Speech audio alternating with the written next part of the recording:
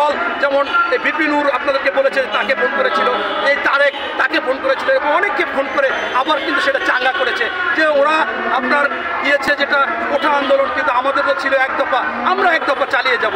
পরবর্তীতে ছাত্ররা আবার সেটাই ঐক্যবদ্ধ হয়েছে।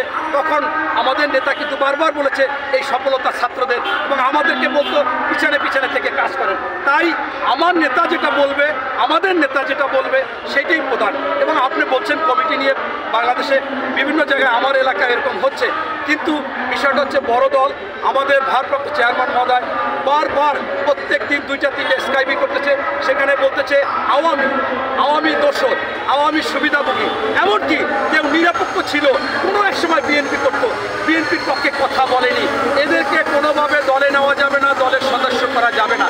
এখন যদি তারেক রহমানের বিপক্ষে কেউ অবস্থান নেয়, সেখানে যদি ওই এলাকার লোক শক্তভাবে এই বিষয়গুলো নিয়ে আবেদন করে, এবং আপনার মাধ্যমে আমি বলবো যে আমাদের প্রত্যেকটা বিভাগীয় সাংগঠনিক কমিটি দিয়েছে, যিনি বাংলাদেশের ওই বিভাগে কমিটি করবে, খবরদারি করবে, দেখবে। তিনি আবার ছোট ছোট জেলা ওয়ারি কমিটি করে দিয়েছে, টিম করে দিয়েছে। যেমন আমার বাড়ি খুলনা বিভাগে, খুলনা বিভাগীয় টিম প্রধান হচ্ছে জনাব আমানুল্লাহ আমান, বিএনপি চেয়ারপারসনের উপদেষ্টা, সাবেক ডাকসুর ভিপি, সাবেক মন্ত্রী, এবং তিনি আবার প্রত্যেকটা জেলায় জেলায় এরকম টিম করে দিয়েছেন। আমার বাগেরহাটে একজন যুগ্ম আহ্বায়ক দিয়ে আমার মোড়লগঞ্জ শরণকোলা প্রত্যেকটা আসন নেতৃত্ব দিয়েছেন। এখানে যদি এই কাজগুলো করে, কিন্তু আপনাকে আগে বলেছিলাম শুরুতে যে আজকে যদি স্থানীয় সরকার নির্বাচন হয়, লজ্জায় বলবে মামাতো ভাই, খালাতো ভাই, এই কই আওয়ামী লীগ সব ঢুকে যাবে। ঠিক এরকম আজকে লজ্জায় অনেকে যেটা আওয়ামী লীগ করতো বা আওয়ামী লীগের সুবিধা নিচ্ছে, সেইটা যখন আসে নাম লেখায় আর একজনে বাধা দেয় না, বলে না, চিন্তা করে ও তো আমার স্বাস্থ্য ভাই, ও তো আমার বন্ধু। এখান থেকে লজ্জা শরম ফেলে কঠিন হতে হবে, কঠোর হতে হবে, যে কমপক্ষে 2-4 টার্ম বা 5-7 বছর তোমরা বাবারা পিছনে থাকো, তোমাদের এই সামনে আসা দরকার নাই।